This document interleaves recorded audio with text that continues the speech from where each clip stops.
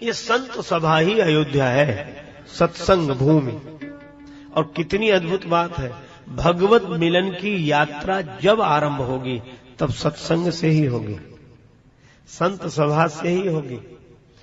और भगवान जब मिलेंगे, जिसे मिलेंगे संत के माध्यम से मिलेंगे। यही इस प्रसंग का रहस्य है। अब हाथी पर बैठकर जाने वाले, घोड़े पर बैठकर जाने वाले, यह मानो अलग अलग साधनाओं का प्रतिनिधित्व कर रहे हैं। हाथी पर बैठकर जाना क्या है? देखो, हाथी की एक विशेषता है। हाथी जब किसी गांव में निकलता है, गांव के रास्ते से निकले, तो हम लोगों ने तो गांव का जीवन जिया है, इसलिए जानते हैं। छोटे छोटे बच्चे कौतूहल बस हाथी को देखकर आनंदित होते हैं, हाथी को देखकर ताली बजाते हैं, बच्चे खुश होते हैं। और जो वयोवृद्ध हैं वे श्रद्धालु होने के कारण हाथी को हाथ जोड़ते हैं। बच्चे हाथ बजाते हैं, बड़े हाथ जोड़ते हैं। बच्चे ताली बजाते हैं और वयोवृद्ध हाथ जोड़ते हैं। हाथ जोड़कर हाथी को प्रणाम करते हैं। गणेश जी के भाव से श्री गणेश जी महाराज के दर्शन हुए इस रूप में। यह भावना की बात है और बहुत ही आनंद का अनुभव करते हैं। शायद ही और कोई पशु ऐसा हो जिसके इतने हाथ जोड़े जाते हो जितने हाथी के जोड़े जाते हैं। पर दूसरी विडंबना भी है, जितने भौंकने वाले इसके पीछे पड़ते हैं शायद किसी और के पीछे पड़ते।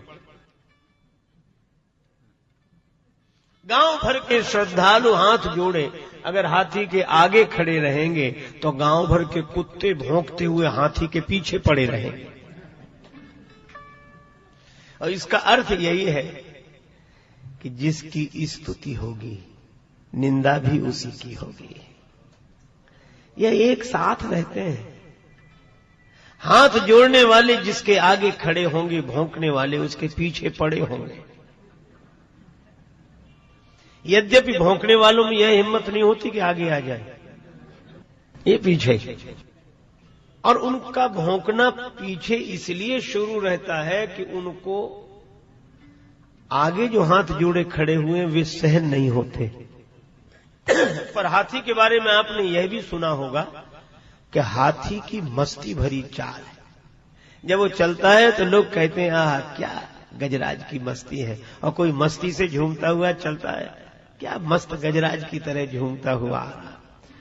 तो मैं एक दिन सोच रहा था कि इसकी चाल में मस्ती क्यों है, इसकी चाल में मस्ती क्यों है। बड़ा बढ़िया उत्तर दिया। एक ही उत्तर है इसका, क्या? हाथी हाथ जोड़ने वालों के पास ठहरता नहीं है और भौंकने वालों की ओर मुड़कर देखता नहीं है, इसीलिए उसकी चाल में मस्ती बनी रहती है। जो स्तुति से भी प्रभावित न हो और निंदा भी जिसको विचलित न कर सके। जो स्तुति से प्रभावित होगा निंदा से वही विचलित होगा। पर यहां निंदा स्तुति उभय सम, जो निंदा स्तुति में समान भाव वाला रहेगा उसी की चाल में मस्ती बनी रहेगी। इसीलिए संत अपने अनुभव की बातें कहते। एक महात्मा के श्रीमुख से सुना हुआ भजन मुझे याद आया। हम तो हमारी मस्ती में झूमते चले हैं, हम तो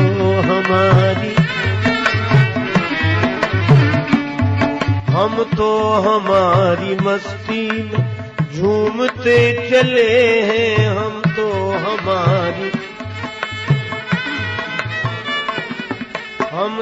हमारी मस्ती में झूमते चले हैं, हम तो हमारी।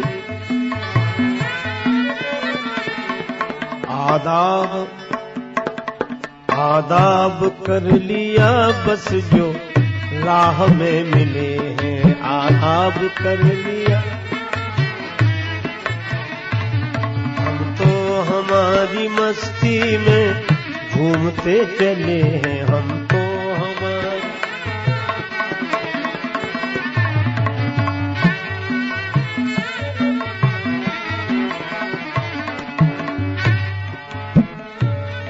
हो चाहे जैसा मौका खाएंगे नहीं धोखा, हो चाहे जैसा पाया है ज्ञान ऐसा गुरुदेव से अनोखा, पाया है ज्ञान। रास्ता मिला है पक्का हम दौड़ते चले हैं, रास्ता मिला है। हम तो हमारी मस्ती में घूमते चले हैं,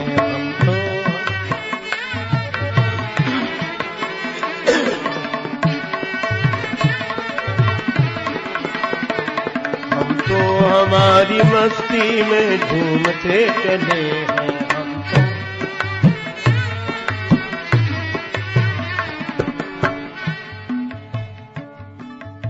जाहि रुचे सो कहे कछुओ। श्री तुलसीदास जी कहते हैं जिसे जो रुचे वह कहे, हम विचलित न हो। हमारे गुरुदेव कहा करते थे, मैंने उनसे पूछा कि साधु मुक्त होने के लिए क्या करते हैं?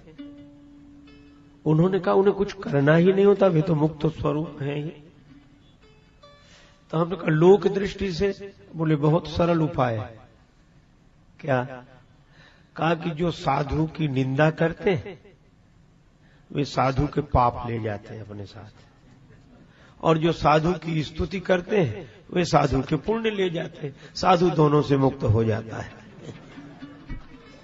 निंदा करने वाले पाप ले गए, स्तुति करने वाले पुण्य ले गए। न पाप न पुण्य, नित्य मुक्त, नित्य आनंद।